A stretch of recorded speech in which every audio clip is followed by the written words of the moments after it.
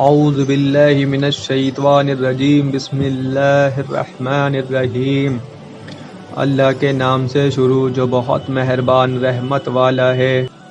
قل لا يعلم من في السماوات والأرض الغيب إلا الله وما يشعرون أيان يبعثون۔ تم فرماؤ اللہ کے سوا آسمانوں اور زمین میں کوئی غیب نہیں جانتا اور لوگ نہیں جانتے کہ انہیں کب اٹھایا جائے گا۔ تفسیر قل تم فرماؤ، اس آیت کا شان نزول یہ ہے کہ مشرکین نے رسول کریم صلی اللہ تعالی علیہ وسلم سے قیامت کے آنے کا وقت دریافت کیا تھا۔ ان کے بارے میں یہ آیت نازل ہوئی اور آیت کا معنی یہ ہے کہ صرف اللہ تعالی ہی غیب جانتا ہے، اس کے علاوہ اور کوئی غیب نہیں جانتا، اور قیامت قائم ہونے کا وقت بھی اسے ہی معلوم ہے، اور آسمانوں میں جتنے فرشتے ہیں اور زمین میں جتنے انسان ہیں وہ نہیں جانتے کہ انہیں دوبارہ کب اٹھایا جائے گا۔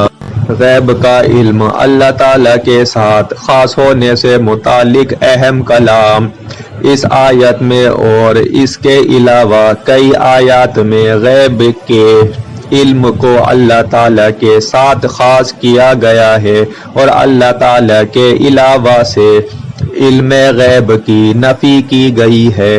اسی مناسبت سے یہاں ہم علم غیب سے متعلق ایک خلاصہ ذکر کرتے ہیں تاکہ وہ آیات، احادیث اور اقوال علماء جن میں اللہ تعالیٰ کے علاوہ دوسروں سے علم غیب کی نفی کی گئی ہے، ان کا اصل مفہوم واضح ہو اور علم غیب سے متعلق اہل حق کے اصل عقیدے کی وضاحت ہو۔ چنانچہ اعلی حضرت امام احمد رضا خان رحمۃ اللہ تعالی علیہ فرماتے ہیں، علم غیب اللہ تعالی کا خاصا ہونا بے شک حق ہے، اور کیوں نہ ہو کہ رب عز و جل فرماتا ہے، قل لا يعلم من في السماوات والارض الغیب الا اللہ۔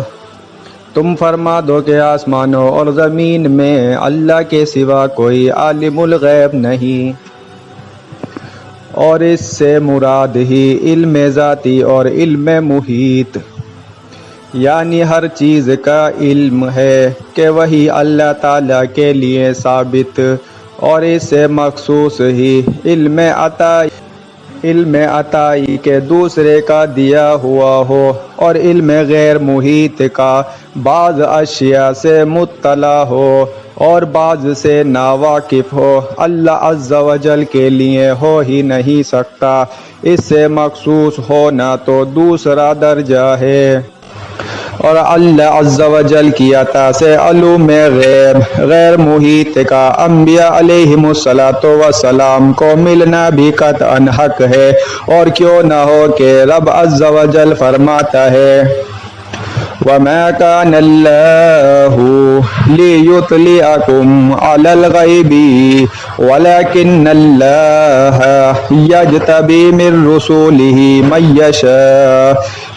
سورت 189 آل عمران میں ہے، اور اللہ کی شان یہ نہیں کہ اے عام لوگو تمہیں غیب کا علم دے، ہاں اللہ چن لیتا ہے اپنے رسولوں سے جسے چاہے، اور فرماتا ہے، عالم الغیب فلا یظہر علی غیبہ احدا الا من ارتضی من رسول۔ سورت 26 اور 27 آل جن۔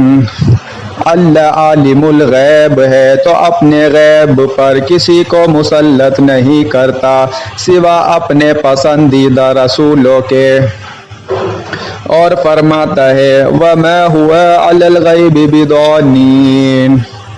سورت 24 التکویر۔ یہ نبی غیب کے بتانے میں بخیل نہیں، اور فرماتا ہے، ذَلِكَ مِنْ أَنْبَاءِ الْغَيْبِ نُوحِيهِ إِلَيْكَ۔ سورہ یوسف 102۔ یعنی اے نبی، غیب کی باتیں ہم تم کو مخفی طور پر بتاتے ہیں، حتیٰ کہ مسلمانوں کو فرماتا ہے، یؤمنون بالغیب، سورہ بقرہ آیت 3۔ غیب پر ایمان لاتے ہیں۔ ایمان تصدیق کا نام ہے اور تصدیق علم ہے، تو جس شے کا اصلاً علم ہی نہ ہو اس پر ایمان لانا کیوں کر ممکن؟ لہذا ثابت ہوا کہ مسلمانوں کو غیب کا علم حاصل ہے۔ نسیم الریاض میں ہے، لم یکلفنا اللہ الایمان بالغیب الا وقد فتح لنا باب غیبہ۔ ہمیں اللہ تعالیٰ نے ایمان بالغیب کا جبھی حکم دیا ہے کہ اپنے غیب کا دروازہ ہمارے لیے کھول دیا ہے۔ علم غیب سے متعلق تفصیلی معلومات کے لیے اعلیٰ حضرت رحمۃ اللہ تعالی علیہ کی کتاب الدولۃ المکیہ بالمعدۃ الغیبیہ، علم غیب کے مسئلے کا دلائل کے ساتھ تفصیلی بیان، اور فتاوی رضویہ کی 29ویں جلد میں موجود رسائل ایضاحۃ العیب بسیف الغیب، علم غیب کے مسئلے سے متعلق دلائل اور بد مذہبوں کا رد، اور خالص الاعتقاد علم غیب سے متعلق 120 دلائل پر مشتمل ایک عظیم کتاب کا مطالعہ فرمائے۔ آمین۔